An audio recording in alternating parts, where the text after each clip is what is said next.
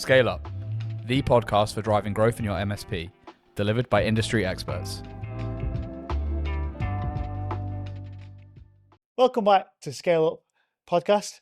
I'm here again today with Mit Patel and also Paul, the CEO of Halo. Mit, what are we going to go through today? So a lot of MSPs are talking about selling their business at the moment. So I thought it'd be good to get some understanding from Paul about the successes and the journey that Halo have been on over the last several years, and also just understand a bit about what could I do apart from selling my business? Like, what are the other options that hopefully we're going to talk a bit about today? So, Paul, great to have you here.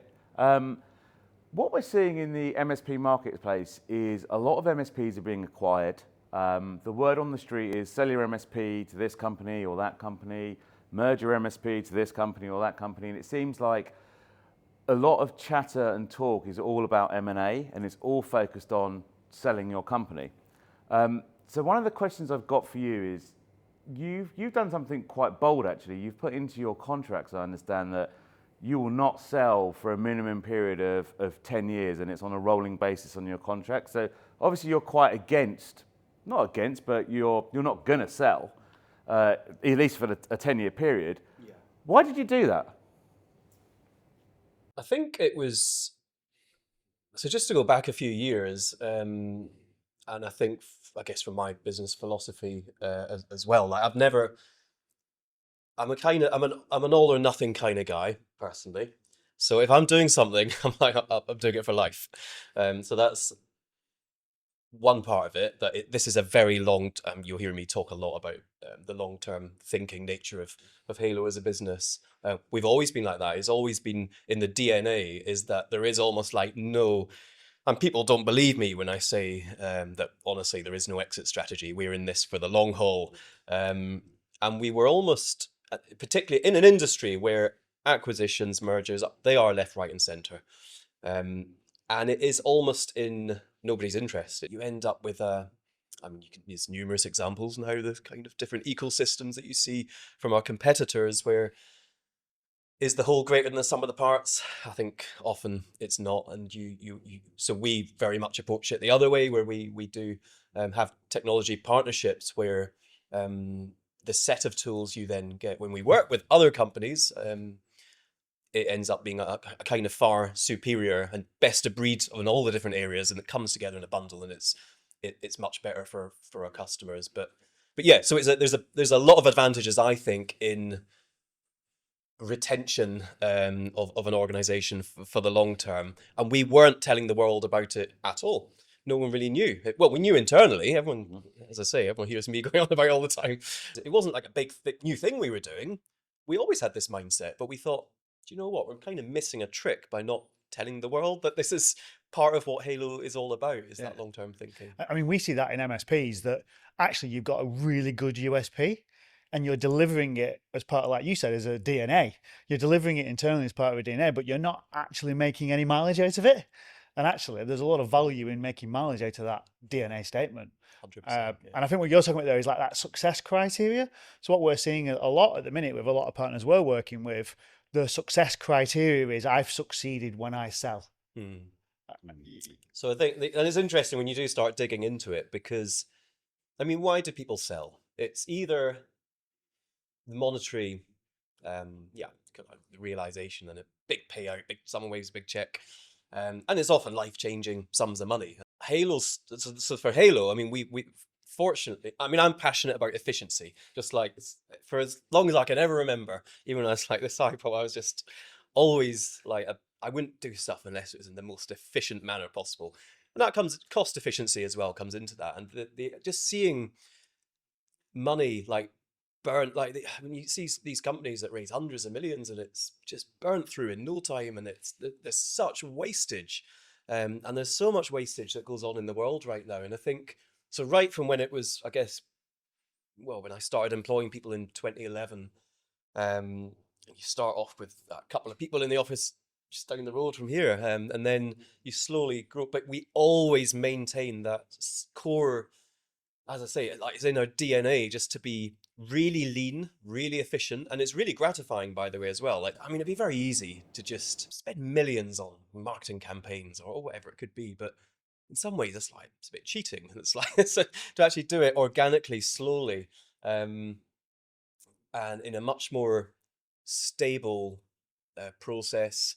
We're in, I don't know, much more control of your roadmap.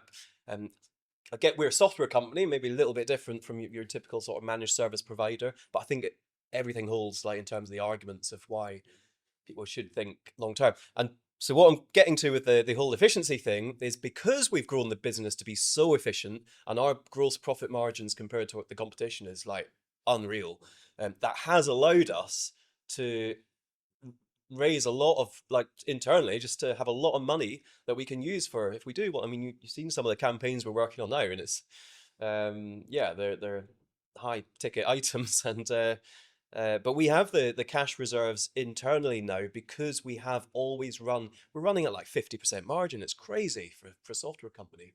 And but it allows us to have the cash, and it's, as I say, it's because we're everybody throughout, and there's so much credit to all the staff at Halo, because we really do like hammer that into people, like from the moment they come through the door on the first day. And it's one of our sort of core leadership principles really is frugality, and we share that actually with AWS, so our cloud partner, who again I'm quite vocal about how much I love the guys at AWS, and yeah, we share a lot of values and kind of leadership principles as well. And frugality is one of them. Yeah. So I think one of your success criteria that we've talked about before, Paul, which I love, is mini Pauls. Like your success criteria is how do you create mini yous across the business? And you see that in just droves across the business. You know, so I think many MSPs could learn a lot from that. You know, how do you create mini yous as a success criteria? Because that then allows you to step away from the business. And that's one of the reasons why people want to sell. People want to sell because they've done the 60 hours a week, they're driven down to the ground, their energy's burned out, and the only way they see out to a success criteria, which is I want more time sitting on the beach, is to sell. Yeah. Well, what you've created is mini Pauls. Yeah, it's vital. Like, if you do want to do it for the long term and not get burnt out, you need to clone like the skill sets and the relationships, and to properly scale. Absolutely, you need people you can depend on throughout the business, who can just, like, you need leaders throughout, and unfortunately, at Halo we've got so many great leaders, and just people that can, I don't know, escalations, like sometimes things don't go perfectly, and you need to have people that kind of just step up and are accountable and take responsibility. And in terms of how you do it, I think the key word for me is trust. Like, you do with delegation and trust. So you got to learn to delegate. Get out of the way. Says it, but you need to really delegate. I don't just mean like ask someone to do it, but then micromanage them, and you end up just kind of doing it yourself anyway, and completely like shutting them down, all that stuff. You need to totally empower your staff.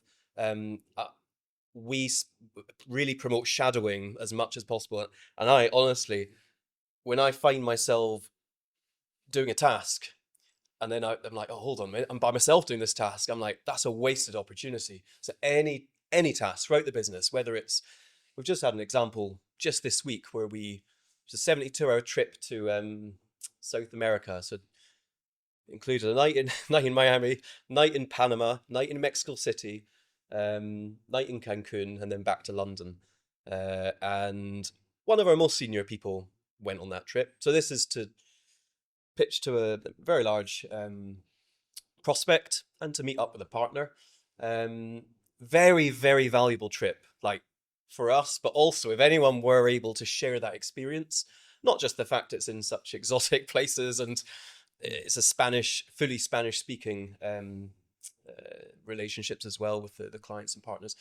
And we basically brought, so one of our newer recruits who's fluent Spanish invited them along to go on that trip, and it's not just the face-to-face time when you're actually kind of in the meetings that's valuable. If anything, the most valuable bit about that trip will be when you're sat on the plane next to the person with all the experience and just having conversations, just like learning about life. And that honestly is so valuable, and that's what we promote as in terms of how you create these like mini CEOs. I tend to call them mini CEOs rather than mini polls, but Mini pools does sound a bit weird, actually. Does it? Yeah. Yeah. Mini CEOs is much better point. but it's But it's spending the time for the long term. it's seeing someone and then it's like, right, you're going to be Halo forever, or that's obviously the ideal, because it is expensive when people leave, and you invest we invest so much in new people when they come through, the new starters when they come through the door, and we want people to stay forever. We want people to enjoy their careers and to and so it is really important. The best way to upskill and to, I don't know, get for people to kind of understand what Halo's all about, and for their careers to be like gratifying, and to everyone needs a sense of purpose, and it's so having time with the most experienced people is such a good way to do it. That's great. So one of the things I wanted to touch on was kind of the structure of your organisation.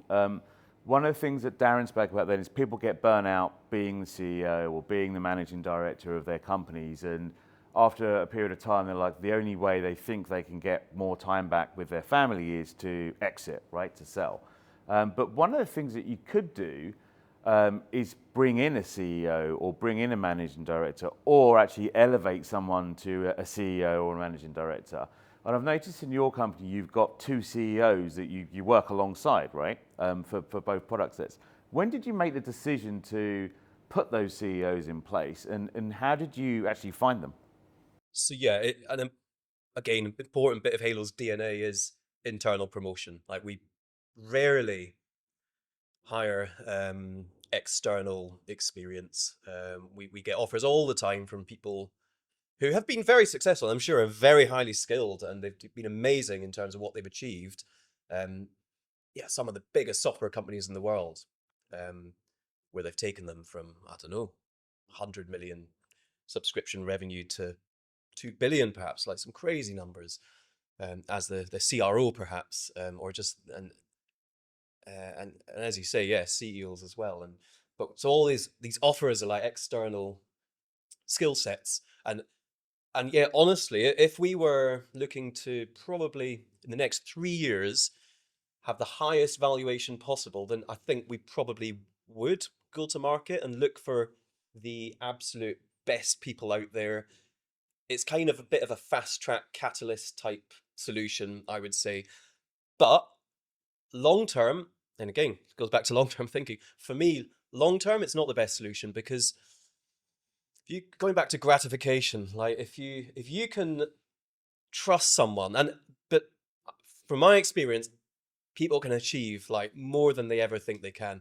Probably about half the people that I've ever recruited have gone on to become like world leading at what they do, whether it's like selling, implementing, developing, marketing, and it's just like any area of business. Like, I just think anyone who's just about the, and I think Morgan spoke about this in a previous podcast, but it's just about aptitude. It's about attitude. It's all the things that you can't really teach. But these are the things that when you go from as a new graduate, and you've got all these skills, you're driven, you're ambitious, you're passionate, you're personable, you've got a growth mindset, all these things, which, as I say, really difficult to teach. I wouldn't say never possible, but certainly challenge. So that's a big part of our interview process. But if you take someone who ticks all those boxes, and then you trust them and delegate them kind of tasks, and which is that of, like, I don't know, like our Richard does the marketing at the moment, who started doing that over a year ago now, but complete like free slate to kind of do whatever he wants there in that department. And And he's learned a hell of a lot over the last sort of year, and sure, some stuff's worked, some's not worked, but the gratification you get from that process of just being trusted and being able to figure it all out, and what you end up with, yeah, it might take a little bit longer to kind of get there, but boy, is there like way more like satisfaction and gratification that you get from, and it's just, again, it comes back to trust. Like the fact that an organization has trusted people to almost like elevating people to positions that they almost have no right to be at in the conventional sense of how business and corporations work. But at Halo, we've got people throughout that have been totally elevated, that are now like absolutely smashing it by any metric in business, and particularly in the software world. We've had competitors like reach out to us, looking at us as like industry leading at marketing. We're like, what? Yeah. In terms of like the switch point, really, because you've got a lot of MSPs out there that maybe at a point where we're thinking, maybe I don't want to do this forever, maybe I do. Like you said, if you can find the right people and put trust into those people, they could maybe get there. What was your switching point to say, actually, now I think I need to get CEO in place to run the PSA side? What was that switching point for you? So back in 2017, we were at a point where we realized the technology was good, and we had to, or didn't have to, but it's like, okay, well, let's think a bit more now about on the strategic side of the business. I love business, like I'm passionate. I've read every book under the sun about business, and how I've never done like an MBA or anything like that. I'm not actually that. I did a joint honours degree in economics, but so I've always, I guess I've learned a bit of the traditional academic side of business. But for me, I was aware that there was a need to segment the business. We were almost like jack of all trades. We were one ticketing system that we had one website that was selling it to anyone who wanted it. We never said no to anything. It was a hustle, and we had to like just get, okay, let's approach this with a bit more strategy. Let's actually think seriously about what audiences do we actually serve. The messaging's very different between so there's obviously different bits to Halo, and you got the PSA platform for the managed service providers. You got the ITSM or ESM platform for internal service management in enterprises and mid-market. And you've got the CRM side as well, which is Salesforce alternative. And for me, you cannot properly segment, and people would actually maybe say, oh, we're crazy. Like, why don't we just pick one thing and specialize in that? But there's so many reasons why we don't, by the way. There's so many overlaps and synergies, and it's just one service management engine. It is one core platform. It's just that, as I say, the audiences are so different. So they need completely different websites with different narratives, different messaging. One in the ITSM, ESM industries, probably like if you got, I don't know, 100 logins, that's probably an organization with several thousand staff. Or if it's 100 logins in an IT department, if you've got 100 logins as an MSP, you're probably, 110, 120 staff maybe. There's only a few more, maybe some admin staff perhaps, and payroll and the like. And so it's, and senior management perhaps who wouldn't log in maybe. But so almost all the staff in a managed service provider, they are logins. So, but it's the same kind of size deal for us. So in terms of who you're selling it to, it's so different, because one has many layers of bureaucracy, and you don't really speak to the budget holder or the decision maker initially. It takes and then there's often like a whole, start off with 8 vendors maybe, and then you shortlist 3 of them, and then you get to a final 2, and it can take years in some cases to get through that. But on the MSP side, it's very different. It's like quite often you're literally first interactions with the business owner, or somebody who's maybe just one level away from the business owner, and it just happens so quickly. Some of our deals, we'll do a deal within a week, or so it's very, very different. And obviously the out the box configurations are very different. The terminology is different. So we need, and I think to be successful in business, you need focus, and that you just cannot share all these different. I mean, as you can see with the the leadership on Halo PSA side, like they know that the MSP industry inside out, like all the technologies, all the partners that we work with, they're proper experts in that field. And if you ask them to go and pitch to, I don't know, HSBC or whoever, then it'd be terrible. And vice versa. Like if you took, and as I say, it's just, and it's different languages even. It's so crazy how different they are. But at the end of the day, like it is the same. If you actually look at all like the automation workflows, the service management processes and everything, so many similarities and overlaps. It's just there's kind of different audiences. It's very nuanced as well. So anyway, going back to the original question, I have a tendency to just go off on a tangent. But yeah, we needed focused people who, like, one to lead on the PSA side, one to lead on the ITSM as it was back then, but we're very much a full-blown ESM platform, and on the CRM side as well.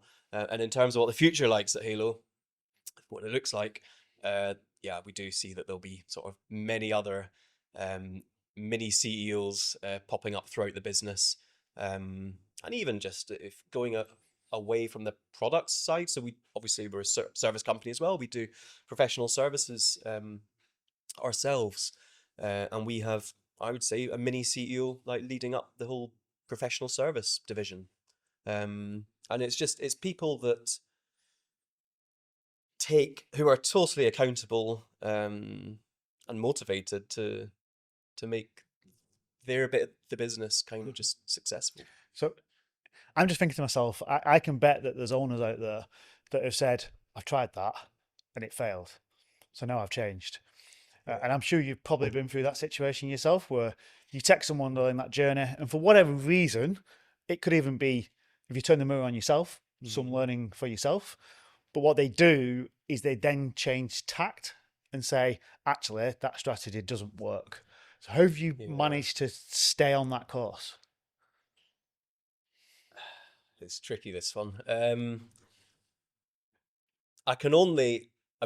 Being honest, I don't know what it is that has allowed me to be successful at delegating CEO responsibilities to other people, and, as I say, creating these mini CEOs ever, and why other people are not able to do that. I can only think that it is that they're not truly relinquishing control.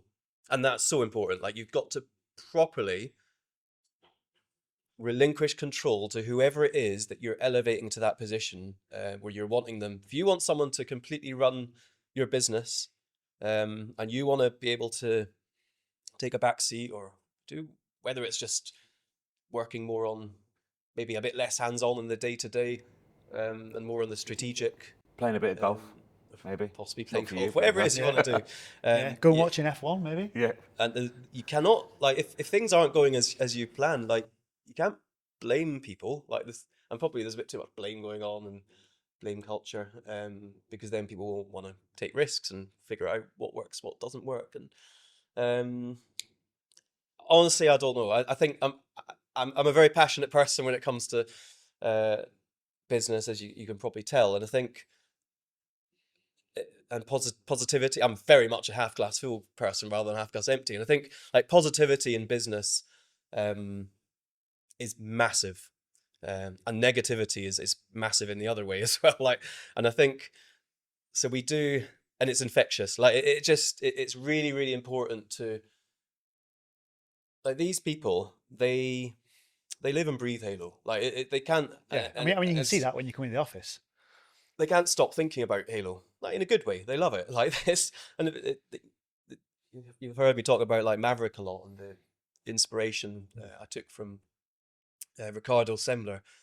His follow-up book was The 7-Day Weekend, and the whole kind of point of that book was to just explore this whole idea that, like, what's the opposite of work?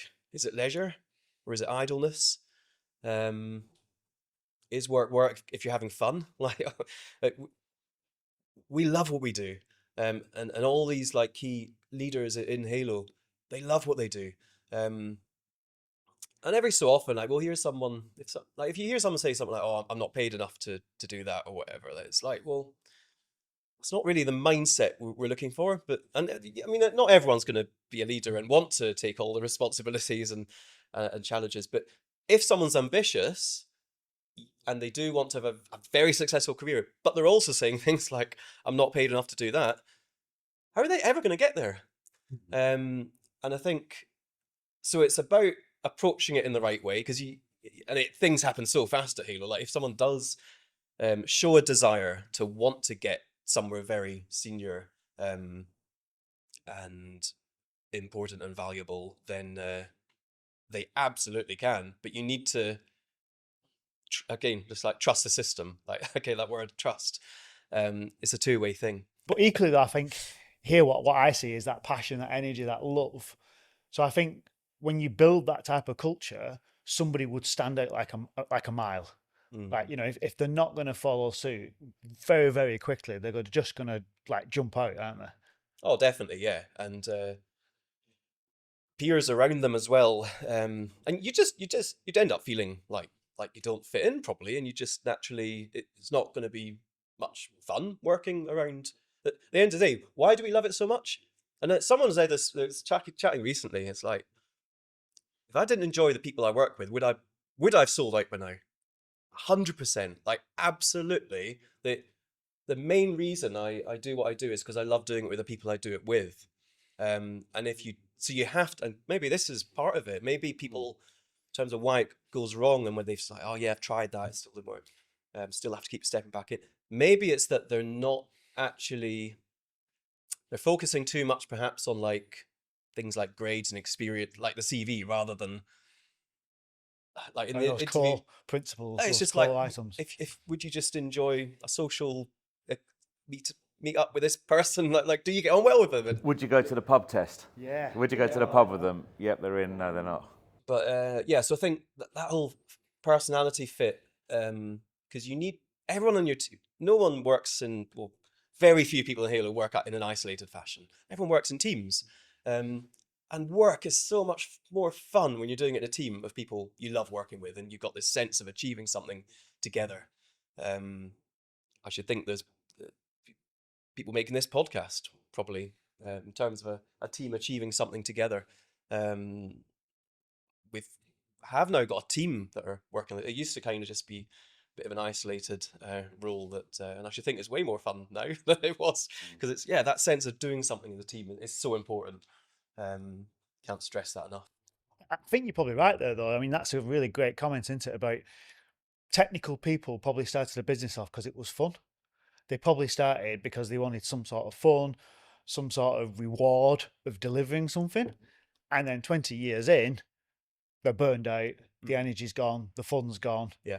And actually someone started, because what I see is there's almost like this brainwash scenario that people are being brainwashed into the only success is a sale. And I think that's it's interesting. And I think what people don't, they get caught up in the moment of selling and receiving a large sum of money, and they may not actually realize or take enough time to think about what does life look like on the other side. So the next question I'm going to ask, and you'll probably say it's not enough, but let's just go with it for theory. I've got a check for £750 million. I'm going to buy your company now. What are you going to think about in terms of not just the decision that you love working here and everyone's great? What were the things you start to think about what life would be like after Halo? What are the things that would go through your mind to say, I'm not going to do this, or yes, I am? I mean, I have had all these thoughts, I guess, many years ago now. So for me, it goes back to, well, what's a life-changing sum of money? So it's something far less than 750 million. Right. I'd say it's probably like, I reckon 10 million probably. Is it too late to change my offer? You overbid. Yeah, I know, it happened. Yeah, and I think, I probably got past that point many years ago where I realised, but again, it was such an organic process where I got to the point where, I was, I've never actually extracted that much from the business, but if I wanted to, I could. And so in terms of how, and I think it must be very scary and just, that moment of having to make that decision and think about these things like, what would I do? What I will tell you is that out of almost all the business owners that I've ever spoken to in my life, I've spoken to many who have either sold out or taken on maybe private equity investment, diluted, maybe because not so much because they needed the money at the time to raise money for whatever reason, but because they wanted to extract money for that exact thing you're talking about, where it's, I don't know, buying your dream villa or a yacht or whatever, go on any fancy holidays you want, or dream cars, all this kind of thing. And you know what? Almost everybody regrets the decision they made, because I think we all know that I think going out and buying a fancy purchase, even if it's like a designer handbag or whatever it is that is your dream material item, it never quite meets that. Whatever you think it will do to your kind of happiness, it doesn't quite ever. It's not a magic switch. It doesn't quite. You're always a little bit disappointed, I think, with the impact that has on your life and the happiness you think it will. Yeah, it's quite fleeting, I think, and within, I don't know, a few weeks or whatever, the novelty wears off, and then it doesn't really mean as much to you as it did when you first acquired that item. I mean, one of the things, let's I'll help you out a bit here. Let's think about kind of your purpose at the moment in life and what your purpose would look like after Halo. Tell us about what the differences would be, do you think? So I think for as long as I'm loving doing what I'm doing, I'll still be doing it. And I think, so when people say, oh, you must have an exit strategy, I usually go back with, well, what's Warren Buffett's exit strategy or Richard Branson's exit strategy? People who just love doing what they do, and they've amassed like serious amounts of wealth. And have they ever seen the need to exit? No, they just love what they do. And I mean, that's something a lot of people that I've sold, they've almost like lost that purpose. yeah, and that's a big thing in terms of why. Yeah, I said that they regret the decision. They maybe don't. It's not so much about the money side of it. It is exactly what you just said there. Like they've completely overnight lost the one thing that gave them purpose in. It's so I think it's so important to have, like, for me, I don't think anyone could be happy, like truly happy in life, unless you've got sense of purpose. Like, and people get sense of purpose from all sorts of different things. Like it can be religion, it can be, or even following your local football club, or which some people say is quite religious in some ways. But it's you can get purpose from many different places. But I think for a business owner, that sense of purpose probably is that journey that you're on. I mean, at Halo, we're on a journey, and we're still. Honestly, I still feel like we're literally just scratched the surface in terms of what our ambitions at Halo and what we believe we will, or where we're going. As long as you're on a journey because it's not about the destination. Like it's never about the destination. It's the process. It's like having fun. I heard someone recently, like what's true happiness? It got described as like just enjoying the passage of time, and I think so important. Like if you can just find a way to enjoy time passing, like life's short. Like we're not here for long. If you think how long the world's been here and how long it will be here when you're no longer here. It's, without getting too deep and philosophical, it's just about enjoying every day. And because people might think, on the one hand, I go on about long-term thinking and everything, but then I talk about how in business, like we run day by day, just make decisions based on instinct. It's like, well, hold on, there's a contradiction. How on the one hand, like you don't really have targets, because we don't, as a business, we're quite famous for we don't really set targets. We've grown 100% now. It's our 7th year. We're still on track in 2024 for 100% subscription revenue growth again, which is amazing. But we kind of turn the taps on and off to stifle demand when we need to, and to increase demand when we need to. So we're kind of, we're not just a grow at any all costs type organization. So I think we probably could have grown more in the earlier years perhaps, but service is so important to us, and our reputation's important. And again, we have so much time, like the long-term thinking. We think 10 years ahead, so we don't have to hurry this process through. Like, but the point is, we're all enjoying this process. And although we make decisions based on instinct, like literally day to day, it's always with, when we're making that decision, is it in the best interest, like thinking 10 years ahead. So it's never like when I said earlier about if we were trying to maximize revenue in the next 12 months or whatever, there's all sorts of tactics we could choose if we wanted to extract probably, yes,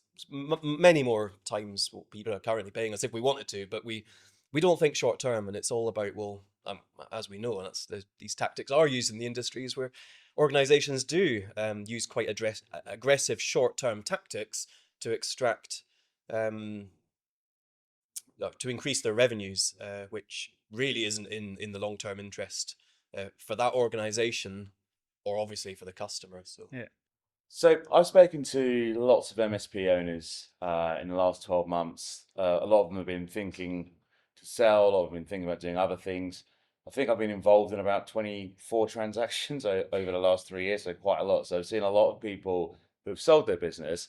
And I've recently spoken to about 4 or 5 people who have decided to keep their business versus selling. So one of the questions I wanted to ask you is, you've created these mini CEOs, as we call them. What impact has that had on your own personal life and how much time you have? Because one of the things that we hear from MSPs is, I've got no time. I'm sort of trying to balance my work-life balance, and it's way out of kilter. So by creating mini CEOs, has that had any impact on your personal life? 100%, yeah. I think we know that being a CEO can be quite a lonely place. I think that's one of probably the main reasons I think people end up going for a change and selling out, possibly, is because they have got to a point where they're not. I don't know. You've got your team, and there's a bit of segregation between the CEO and the team. But from my point of view, when I have like elevated people and created mini CEOs and people at kind of the level I'm operating, you are then, there's this sense of like doing it as a team, doing it together. So from a personal point of view, in terms of my happiness, it's way more fun. So this isn't even to do with like having more time, but just the work itself is way more fun when you're doing it with people. So that's one thing, is when you create these mini CEOs, that everything in life is more fun when you're doing it with people. But in terms of the time, I mean, yeah, absolutely. If you have more people, if you got twice as much resource and hours in the day to work on CEO tasks, then great. Or 3 times or 4 times. If you got 10 mini CEOs, then imagine how many all the CEO activities you can work on as a team. So and sharing, like, what is it? Problem shared is a problem halved. All that. So it's just sharing the stresses and the good times, the bad times. I think it's really important to be able to share that with people. And I like to think, I mean, hopefully people feel that they are operating kind of at the same level, in the same way I do. Hopefully it's a reciprocal feeling. But I definitely do feel that like that's something we're achieving together. So if people decide not to sell and they decide to go mini CEO route and building leadership teams, etc., one thing I see a lot of is they then go for growth. Mm-hmm. And what they do is they go for growth, which then just maximizes their work time once again. So they've gone from reducing their work time and creating a lifestyle balance, and then they go for growth and it sucks them into the business. Halo's obviously going through massive growth. You've talked about 100% year 7, which is amazing. How have you achieved that and not got dragged back into the business? Although we have a very lean headcount and we're still considerably smaller than a lot of our competitors, we have grown a lot. Like our headcount has pretty much, it's not quite grown at 100%, and we are, I think in the software world, probably it's a little bit different because our business isn't just service based, it's very much product based as well. And the development teams, particularly on the software engineering side, you definitely don't want to double that team as you double, because that's one of our part of the magic really is the leanness, and we're proud of our core development team, how they've been working together many years now, and they all kind of code in the same way. A lot of them hadn't even done any coding before they started at Halo, and they're now some of the most proficient coders in the world. And again, that whole journey that they're on in their little team, and us as a whole. But yeah, so I think we have actually grown in numbers quite a lot, or as we've grown our subscription revenue over the last 7 years or so. But again, so it's not just like the mini CEOs. It's to have people throughout the business where it's not just a job. It's something that again is like purpose in life. Talking about purpose earlier, like it's really important to have people that aren't just like coming here and just seeing it as a job, and they'd rather be somewhere else. And I think, yeah, in terms of going back to the point about getting dragged back into it, if you got enough like superstars and brilliant people in your organization, and you keep the secret is to keep on recruiting people of that ilk. And as we seem to have somehow figured that out, and we've had a very successful hit rate, I suppose you could look at it as. But because if you look at a typical MSP owner, they're typically a technical person. You look at yourself, you as a developer at heart. Yeah. So it'd be very easy for you to see a fault in development, or as an MSP, they see a fault in technical, they see a fault in operations, and they go straight for the fix, and they almost undermine all the authority levels and just go straight for the fix. Yeah. And how have you taught yourself not to do that? I didn't teach. I don't know.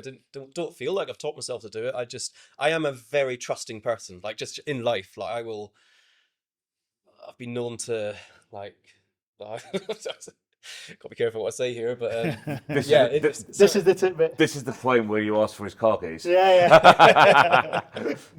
How trusting are you? Yeah. I'm very, very trusting, and if that trust is breached, then I will absolutely.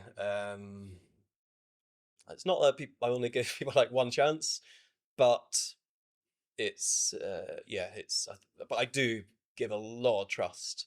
If I devolve a role or a responsibility to someone, I'll just let them get on with it. And you got to let them learn and like make the mistakes and figure it out, and grow themselves by having that first-hand experience.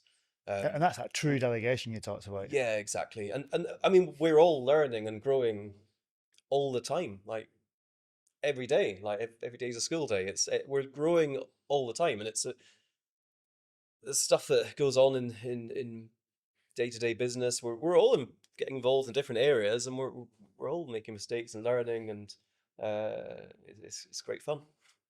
But yeah, you have to properly delegate, and not as I say, not just fake delegation where you're pretending to devolve a duty, but then you're actually like, oh, all right, thanks for doing that, and then you just end up doing it your own way anyway, or whatever. So we kind of started our conversation talking a bit about MSPs and a lot of them being sold, whether it's to private equity or whatever it may be. Recently, I was at a dinner sponsored by Scalable, and 3 of their current clients said that what's been happening in their process when they're trying to win new prospects is they're getting asked, are you owned by a private equity company or are you owned privately, which I found very, very interesting that in the sales process they're being asked that. So the question I've got to really ask is that there are lots of software companies. There are lots of software companies that do similar things to what Halo do. Some of them are privately owned, but the most of them are owned by investors, private equity, or whoever that may be. What advantage do you think Halo has versus those companies that are owned by other investors? Oh, a huge advantage. What are the top 3? So Halo's owned by people in the business.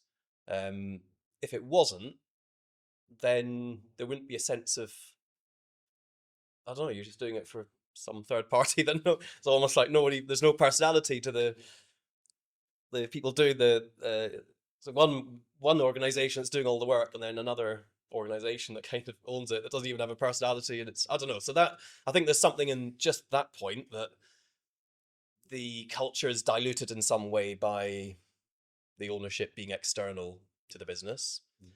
And that's big. Like that's as I keep saying, the reason Halo's successful is down to the people and the culture.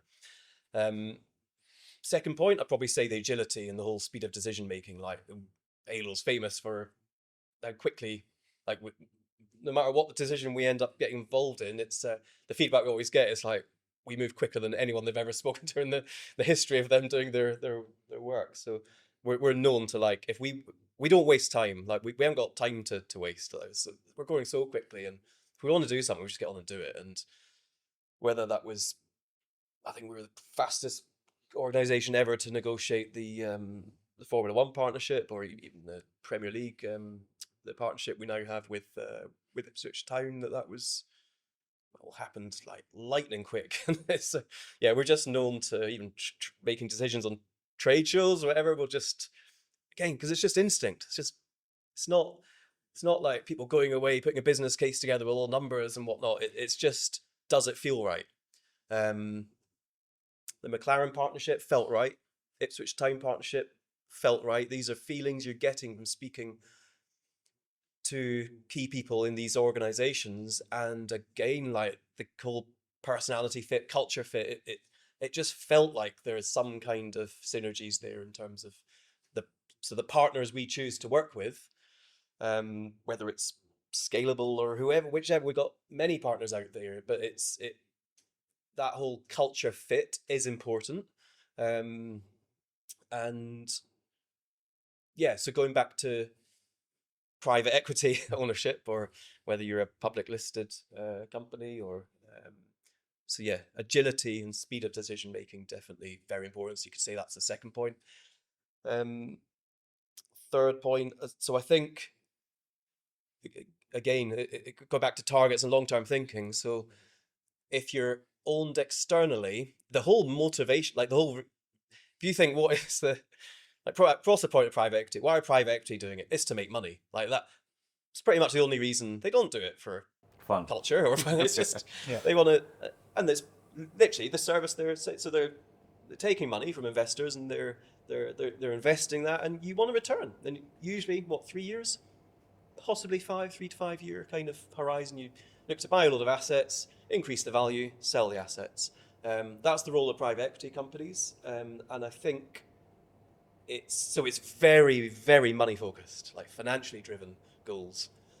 Halo is, we've never actually ever been about financial driven goals. It's very fortunate that we are in an industry that is able to, there's plenty of scope for making large amounts of money and margin, which does allow us to go on and organically fund. We've never had any external ownership or debt or investment in the history of our company, and it's partly down to the industry we're in, I think, that allows for that. But yeah, so I think so in terms of what drives us and what actually from day to day, like we're making decisions, we're absolutely obsessed about our customers. We're totally customer obsessed organization that is genuinely, so last month a couple of months ago, we announced that we're giving money back to our clients at renewal if we can see that they're not logging in and using the service. We're the only vendor to do that in the industry ever. And it's stuff like that, like always just trying to think, what does the customer want? And we think, again, it's just looking 10 years ahead. It's like in the customer's mind, what would the perfect vendor look like? And that's what we get obsessed about. That the financial results, they kind of take care of themselves, and you can't really control that in many ways. I mean, we're at much higher interest rates these days than we were, like, go back 5 years, and it's completely different markets. And to try and set these like arbitrary targets that you're working towards that are financial driven, it just doesn't make sense in our mind. And it's also not that not even that gratifying in my opinion. I think the mission that we're on and the things we do value as an organization are far more kind of wholesome, powerful things to motivate an organization than if it were just to be all about money. So yeah, I mean, me and Mitt talk a lot about getting the right people, looking after those people look after the clients, and the clients look after the business. Yeah. And that's exactly what you're talking about there, isn't it? You know, you don't need those targets because you've got the right people that find the right customers. All about getting the right people. So get the right people. Every business is a recruitment company at the end of the day. It's just about get the right people. Everything else looks after itself. But yeah, it's and again, I think just a lot of us just been watching the Euros, which England have been on an amazing journey. Last 3 tournaments. I'm a Scotland fan, so it's I've been on a different journey, but also I've been enjoying the England journey. It's great to see be living in England now longer than have Scotland and follow Premier League clubs and players and whatnot. So it's very, very attached to British football generally, I would say. But that journey and that whole the England team, and you can see like the players and the mentalities and how much it means to them that journey there, and we kind of feel that same journey. It's like I kind of call it sports team mentality, but probably more like an NFL team with all with 100 athletes instead of, so it's not, obviously it's just 11 players on a football pitch, but there's now several hundred people on this journey and on this sports team at Halo, but it feels the same. It's like we've entered this tournament, and when we come up against competition or whatever it is, win or lose, like you there's a fire burning, like, and we just love it. And I think we learn it hurts when we lose, and we celebrate when we win. And there is this trophy somewhere in the distance that maybe one day we'll win it, but do you know what? It's more about the journey than actually the destination. I mean, one of the things that I'm really picking up on, Paul, is that word "we," and I think a lot of MSP owners struggle to get that repeatability of the "we." You know, for you, it really comes across that this is a we. You know, we are on this journey. We will succeed, and I think that repeatability of that type of communication across the whole business really gels it all. You know, how do you keep that same message? How do you keep going with that same message and making sure you're using the right words? I mean, it's not even a conscious thing. It's just, and I just think it's about being on the same level as we're a team. Like, we are a team, and you won't see any like reserved parking spaces out the front of the office for senior directors or anything like that. We don't. When I first started employing people in 2011, the whole point of employing that first person was to share. I was developing, selling, supporting. I was doing everything, and it was to share that role. I'd want that person to be able to do everything I was doing. And then you employ your second person and the third. And at what point, when does a team get big enough that all of a sudden you then think, all right, well, now we might introduce like specialist roles and whatnot. But that kind of comes a bit later on. But if you are, so and this is the whole startup mentality where everyone does just chip in and it's the hustle and you are all on the same level with that same, achieving the same thing. And because we've never had any point in time where there's not been an overnight like switch where, I don't know, we've taken on loads of investment or shifted the ownership, so it has just been, we've been able to retain that mentality, that whole startup mentality. And yeah, we do have specialist roles now, but you know what? We've still retained that sense of what the journey is we're on, and like why it is that people get so excited, win or lose, and yeah, that kind of purpose to what. And I think that's just about like clarity of the journey and vision, and we talk a lot about it internally. I think it's important. In fact, in the first week of whenever anybody, we have an intake every first Monday of every month, and we make a point of all the senior leadership spending like many hours with the new starters. And being honest, I think probably, in fact, I spent quite a number of hours just on Friday with some of the new people, and it's infectious. Like, I think and it's that process and just investing really early on to make sure that people understand. We even show like, and I've even been known to like, walking tour to our old office, like in the town, and like Go and just show have them the it's pub. like the Pied Piper. But yeah, and I think it's important just to know for people to understand where we've come from. There's a trade show in London that we've done every year since 2008. We were genuinely the smallest exhibitor at that show. It was at Earl's Court back in 2008. Moved to Olympia for a couple of years, and it's now in Excel. Did it every year apart from during COVID. And this year we had the largest presence out of every single vendor that was there. In fact, we had 2 stands. I mean, that's some journey of you actually. And so we show them like all the pictures of the different trade show stands over the years, and even the different websites over the years. And I think it's really important for people to understand and properly like buy into the culture and the vision and why we do what we do without having. And it's really hard to, if you haven't like, you do just come in, you just think, I don't know, it's a machine and you're just a very small cog and there's not much opportunity and you can't make much difference. And that couldn't be further from the truth, really.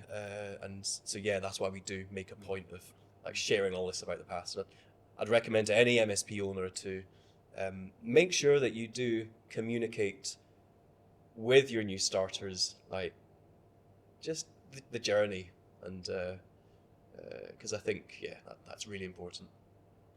So I'd like to talk about the F1 partnership. Obviously, from a branding perspective, it's amazing. My daughter, who's 11 years old, Mia, every time she sees McLaren go around the track and it says Halo, she points it out to me. So Halo gets mentioned at least 6 or 7 times during an F1 race in our house. Why did you guys decide on the partnership with F1? What drove that? So after spending 20 years working with the technology and getting the technology right, and talking earlier about the strategic side, we focused on segmenting and different websites. Obviously, demand generation and awareness is a big play, particularly at enterprise level. So we're moving more and more into the kind of enterprise space. We now very much operate in mid-market, and this is more on the ESM side rather than the PSA side. And so the F1 works really well. There's so many enterprise software companies that are also partners of Formula One teams and Formula One itself. In terms of, you've got Salesforce, Workday, who are Formula One level partners, as well as McLaren partners with Halo. So it's a very good space in terms of the whole community of partners. But I mean, there's so many parallels, like the power, the speed, performance, the technology of that car, and you could say it's all the same things about our software. Like, it's so powerful. There's the speed of the usability of the technology, the API. It's such a modern tech stack that Halo's built on, and in particularly McLaren, so the British engineering parallels as well, and it's. So yeah, it was mainly. I'm also an F1 fan, by the way, but this certainly isn't a vanity project. It's not just that there's. Yeah, I wouldn't ever sort of get involved, and it's quite hard sometimes. Not 'cause there's some stuff that you really want to do to help people out or whatever, but you know that there wouldn't be ROI, and you wouldn't get a return on investment. And it's again going back to that whole maintaining the leanness, the efficiency, which is so important, and without question, it's beneficial in the long run. But yeah, I only went into F1, and it wasn't even, it was very speculative initially. It was like almost a feasibility study, like, could we get ROI?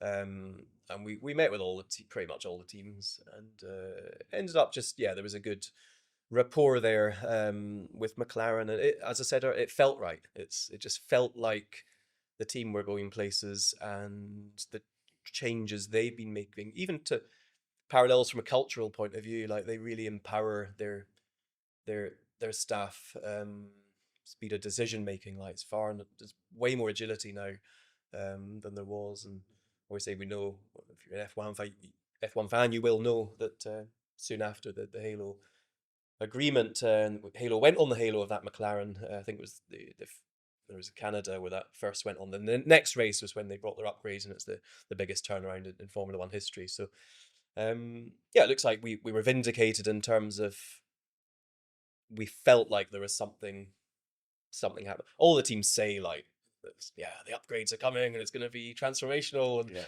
of course, it never quite is like what the picture they're painting. But in McLaren's case, true to their word, it was an incredible turnaround. And these guys, I mean, it's the last 12 months. It's just kicked off. Like they're now, they're up there every race now, and it's brilliant to see, and getting to know the people in that team. Again, it's just the passion, it's the journey. So there's so many parallels. Same with Ipswich Town as well. So getting to know the people there.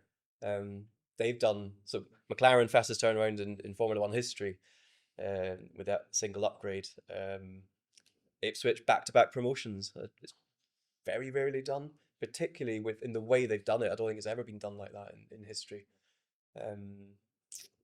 Ipswich Town. So I think obviously they're the local football club for us as well, and but yeah, it just felt right with Ipswich. They just seemed like what Mark Ashen's done here in terms of empowering. It's all the same stuff, and that's so people might think.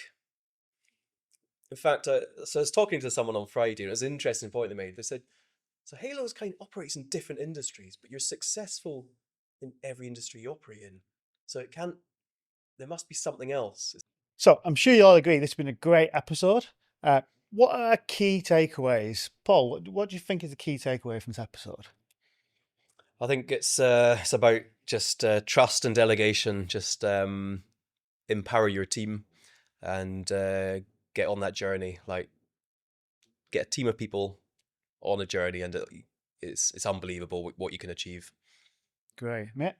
So I think it's something that I say quite a lot. That's actually Paul's echoed. I say it in a slightly different way, which is kind of like your priorities in business. So the first thing is look after your people. Second thing is look after your customers. And the results will follow is the third thing, because the results are always a byproduct of doing those things. I think that just really re-emphasised that for me. I think you just stole mine there, Mitt, but well done. I think my second key takeaway is this real positive we that you've got.